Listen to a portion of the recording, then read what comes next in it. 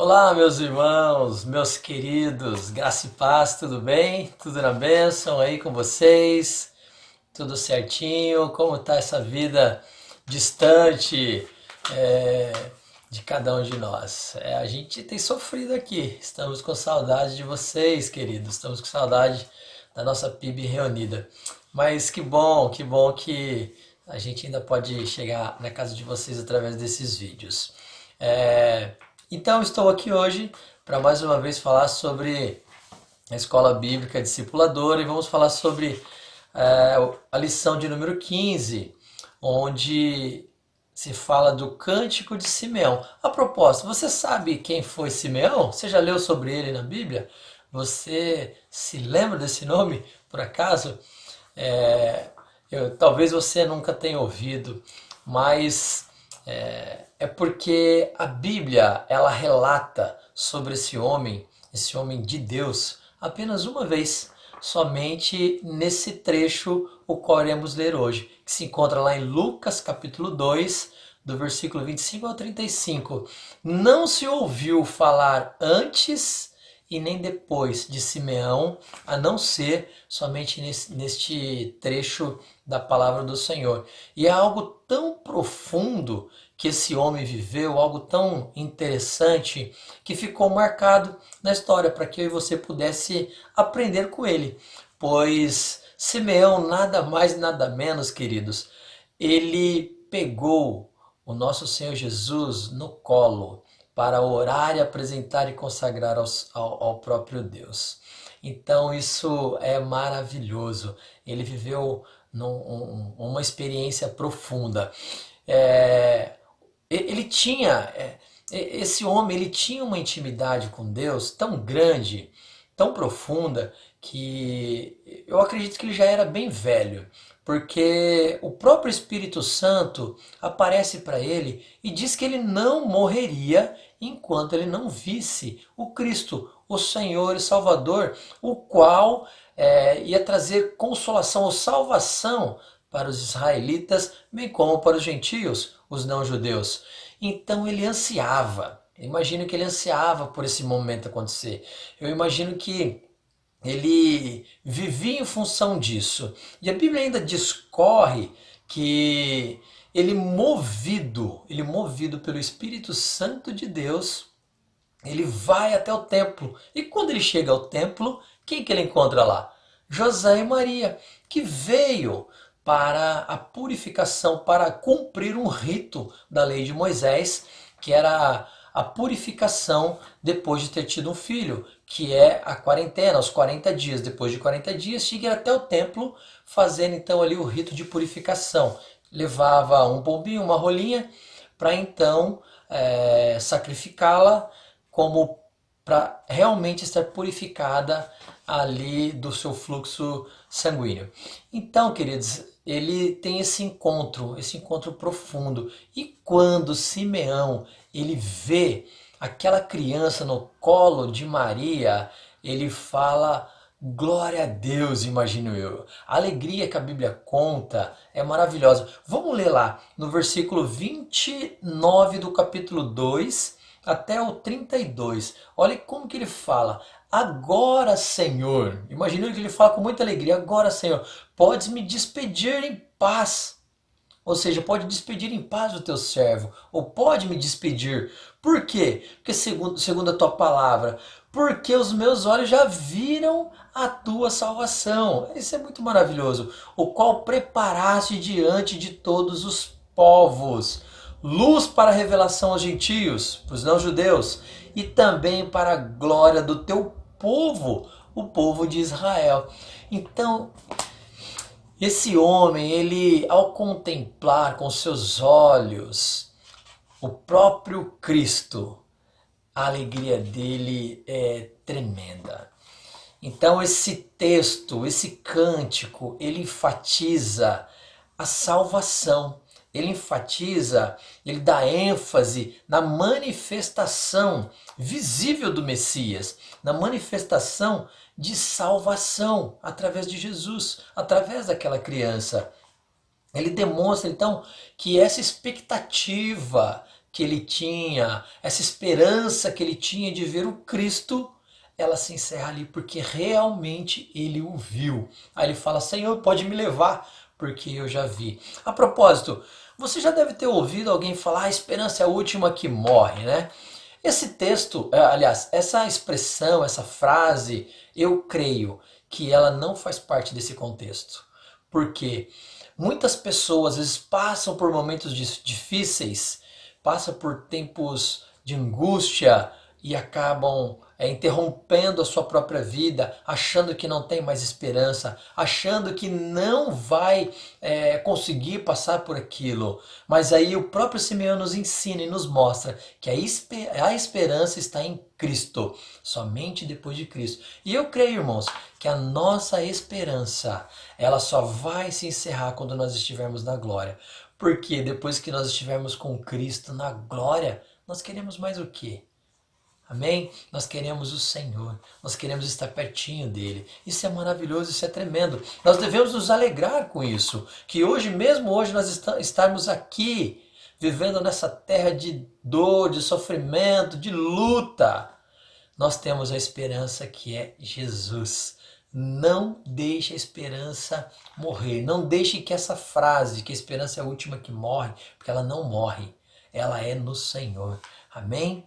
Faça como Simeão. Continue crendo, continue esperando, seja um homem piedoso, seja igual esse homem que tinha amor pela palavra e movido por esse poder do Espírito que estava nele, ele tem esse encontro com Cristo ainda criança. E ele diz assim para José e Maria, quando ele vê Maria e José chegando no templo para apresentar a criança, né? Ele diz assim: a obra dos ofícios de Jesus, mesmo antes do evangelho ser pregado, se cumpre aqui. Isso se torna evidente nesse cântico. Por quê? Porque o Filho de Deus está vivo, porque o Filho de Deus veio para trazer salvação, veio para trazer a salvação não só para os israelitas judeus, mas também para os não judeus.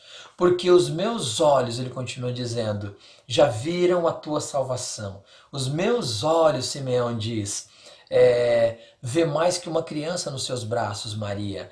Vê a salvação, vê com certeza aquele que tem o poder de libertar, o poder de manifestar a vida, de trazer livramentos, de trazer liberdade, de trazer de trazer a salvação para todos os cativos e para todos os que estão presos na escravidão do pecado. Assim como diz João 3,16, que Jesus é o nosso presente, ele é o presente esperado que ele tinha, que ele esperava, e é o nosso presente hoje para o nosso futuro.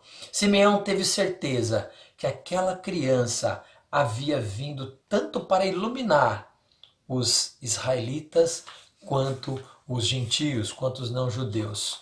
E ele ainda, dentro desse cântico, no versículo 33 a 35, ele diz assim, eis que este menino está destinado tanto para a ruína como para o levantamento de muitos em Israel, ou seja, para a destruição ou para a salvação. O que isso quer dizer? Isso quer dizer que, a não ser que cada homem abra mão de todo orgulho e autoconfiança, não há esperança para ele. Cada um deve render-se a Cristo em completa humildade, em completa dependência nele. Porque em João 15:5 ainda diz, lá na videira, se você permanecer nele, você vai dar fruto. Agora, se alguém não permanecer nele, esse lança e joga fora. Então Maria e José ficou admirado com o fato de Simeão saber tudo aquilo. Ficou admirado em saber que como pode tão prematuramente trazermos o nosso filho aqui e esse homem saber de tudo isso de Jesus. É, para Ele ainda continua dizendo no 34 que Jesus também ia ser alvo de contradição entre os religiosos, ia ser algo de que ia trazer uma certa discordância, porque ele ia cumprir a lei e ia fazer tudo aquilo que o próprio Moisés ensinou, e eles iam, os israelitas, os religiosos iam cair em contradição, achando que Cristo não era o Senhor e Salvador, que realmente eles pensaram assim. Então eles rejeitaram o que? Jesus, e acabaram caindo. Isso a gente pode comprovar em Isaías 8, de 14 a 15. Mas em 1 Pedro 2, de 1 a 8, você pode ler depois. Aqueles que aceitassem estariam na salvação. Então, aceite. Se você ainda está distante do Senhor, nesse tempo, aceite. Não deixe que o Senhor se distancie de você. Não se distancie dele. Aceite ele sempre, porque a salvação é só nele, a esperança é só nele. Aí ele encerra a sua fala, o seu cântico no versículo 35, apontando para Maria, apontando a morte do Senhor Jesus para ela, e para que a posição que o ser humano precisa tomar em relação a Cristo. Ou seja, o Evangelho traz à luz o verdadeiro caráter de muitos. Porque o que aconteceu? Quando Simeão está falando para Maria, abençoando ela, está dizendo essas coisas para ela, que Jesus era este menino destinado para isso, para aquilo, que poderia ser alvo de contradição ou não, ele também diz para ela que ele ia morrer na cruz, e a tristeza ia ser tão grande que ia ser como uma espada que atravessasse a sua alma.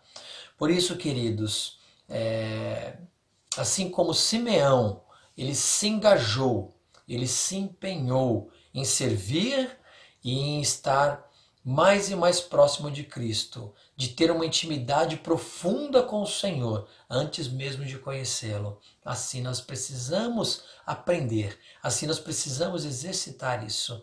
Então eu quero deixar aqui que eu e você precisamos ser